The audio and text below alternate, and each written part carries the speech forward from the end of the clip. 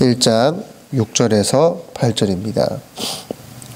그들이 모였을 때에 예수께 여쭈어 이르되 주께서 이스라엘 나라를 회복하심이 이때이니까 하니 이르시되 때와 시기는 아버지께서 자기의 권한에 두셨으니 너희가 알 바 아니요 오직 성령이 너희에게 임하시며 너희가 권능을 받고 예루살렘과 온 유대와 사마리아와 땅끝까지 이르러 내 증인이 되리라 하시니라. 아멘. 누가는 사도행전을 통해서 그 부활하신 예수 그리스도께서 그 제자들을 만나시고 제자들에게 자기의 그 부활한 모습을 보여주시고 이제 그 40일 동안 함께 하시면서 무엇을 제자들에게 가르쳐 주셨는지를 말하고 있습니다. 예수께서 말씀하신 것, 예수께서 설명하신 것은 하나님 나라라는 겁니다. 하나님 나라에 대해서입니다. 비록 그 하나님 나라라는 것이 보이지는 않습니다. 우리가 지금 어떻게 가보고 싶어도 가볼 수는 없습니다. 실제로 이렇게 만져지는 그런 것은 아닙니다. 그러나 그 하나님 나라는 우리 안에 있다라는 것이죠. 우리 안에 있는 그 하나님 나라. 하나님 나라를 이렇게 눈에 보이는 가시적인 것이 아니라 통치의 개념으로 하나님의 다스림의 개념으로 우리는 이해해야 합니다. 어떻게 실제 존재하는 국가가 아니다라는 것이죠. 그러나 제자들은 예수께서 말씀하셨던 지금까지 말씀해 오셨고 가르쳐 주셨던 그 하나님 나라를 오해를 합니다. 그 나라의 본질을 오해한 거죠. 이해를 잘 못한 거죠. 어쩌면 그들의 질문이 예수께 드리는 그들의 질문이 예수님을 좀 낙담시켰을 수도 있습니다. 내가 이놈들을 몇 년간 가르쳤는데 얼마나 많이 그렇게 가르치고 또 가르쳤는데 그렇게 설명했는데 또 이런 소리를 하다니. 6절을 보면 그들이 모였을 때 예수께 여쭈어 이르되 주께서 이스라엘 나라를 회복하심이 이때니까. 칼빈은 그들의 예수께 하는 질문은 단어 하나하나마다 다 잘못되었다라고 이야기를 합니다. 사도들은 여전히 그들은 그 정치적이고 어떤 영토를 가진 주권을 가진 나라로 기대하고 있었다라는 겁니다.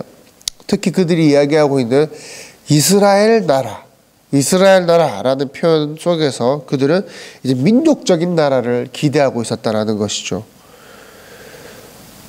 곧 예수께서 7절부터 8절까지 바로 잡아주십니다. 하나님 나라는 영적인 것입니다. 왕과 위정자, 국가의 3대 요소라고 할 수 있는 국민, 영토, 주권 이런 것으로 구성된 실제적인 나라가 아닙니다. 아마도 그 오랜 역사 가운데서 그 다른 나라의 지배 가운데서 신음하는 이스라엘이 정말 그 이스라엘이라는 그 나라의 회복을 기다리고 있었는지도 모릅니다. 그러나 하나님 나라는 그런 가시적인 것이 아니라 또 실질적이고 정치적인 개념으로 이해하면 안 됩니다. 하나님 나라는 영적인 것이며 통치의 개념으로 우리는 이해해야 하는 것입니다. 하나님 나라를 너무 이렇게 그 정치적으로 진짜 실제적으로 그런 개념으로 이해하면 안 되지만 동시에 너무 영적인 것으로 이해를 해서도 안 됩니다. 너무 영적인 것으로 이 땅에는 이제 적용하지 않고 이 땅과는 아무런 상관이 없고 그냥 하늘에만 존재하는 하늘에만 있는 그러한 개념으로 받아들여서는 또 안 되겠죠. 하나님 나라의 구성은 대상은 전 세계 사람들입니다. 사도들은 여전히 예수님께 그 민족주의적인 나라를 갈망했다라는 것이죠. 사도들이 원했던 것은 쉽게 말해서 이스라엘의 독립이었습니다. 그러나 예수께서는 그들의 그 눈을 돌리시죠. 그것이 아니다라는 것입니다. 하나님 나라는 그 예루살렘에만 국한됐던 것이 아니라 온 유대와 사마리아와 땅끝까지 계속 그 영역이 확장이 되는 것이죠. 복음이 은혜가 또 국한되고 제한된 것이 아니라 전 세계 모든 이들에게 그 복음이 전해져야 한다라는 것이죠. 하나님 나라가 확장되어야 한다라는 것이죠. 죄로부터 고통받고 신음하고 있는 그 모든 이들에게 하나님의 그 복음의 자유가 주어져야 한다라는 것입니다. 하나님 나라의 영역은 어디 교회, 우리 성도 이것에만 제한된 것이 아니라 모두에게 하나님 나라가 확장되어야 한다라는 것입니다. 하나님 나라는 점진적으로 확장이 됩니다. 사도들은 묻습니다. 지금입니까?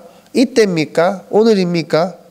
이런 것을 논합니다. 그러나 주님의 대답은 너희 알 바 아니다 라고 확실히 못을 박아두시죠.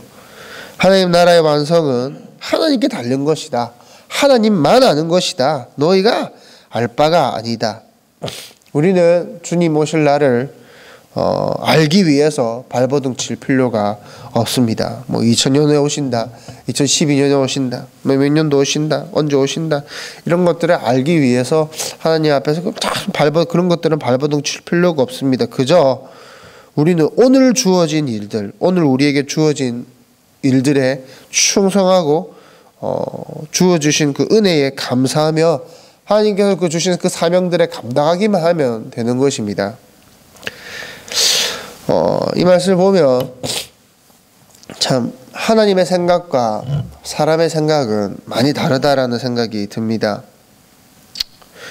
우리는 기도할 때마다 우리는 신앙하면서 여기에 우리에게 지금 그 은혜가 그 역사가 있기를 우리는 항상 구합니다. 하나님 지금 주시옵소서. 지금 우리에게 우리를 통해서 나를 통해서 그 은혜가 그 역사가 이루어지게 하여 주시옵소서 하면서 우리는 구합니다. 그러나 그것은 사도들이 하고 있는 실수와 비슷한지도 모릅니다.